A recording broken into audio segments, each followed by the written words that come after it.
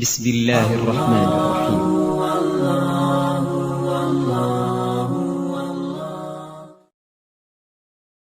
Hanya ibadat yang kosong dari zikir. Bahkan hakikat ibadat, puncak ibadat adalah zikir.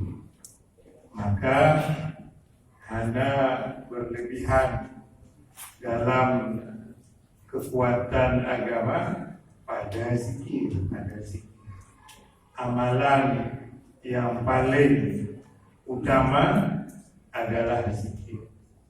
Maka kalau kelebihan zikir, keistimewaan zikir, tidak ada yang menyamai ibadah zikir.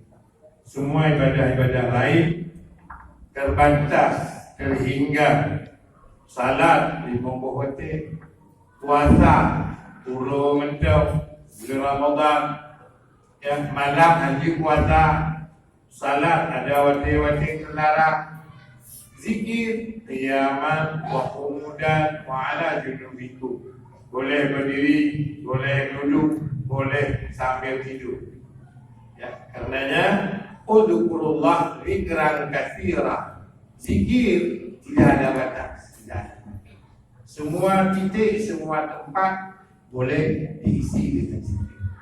Jadi kalau dalam sejarah Islam, para wali-waliullah hebat mereka, mulia mereka, terangkat derajat mereka pada kekuatan zikir.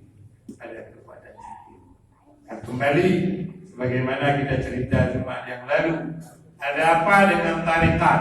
Boleh zikir tanpa tarikat? Boleh.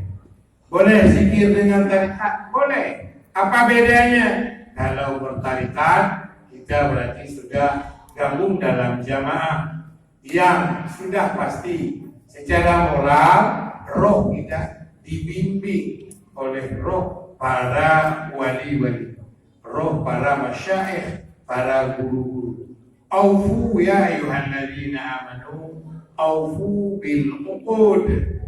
Hakikat agama, hakikat tauhid adalah berjanji, sebuah ikatan perjanjian.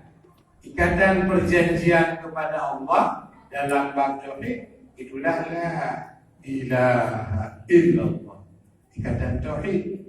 Makanya aufu bil uqud, sempurnakan janjimu.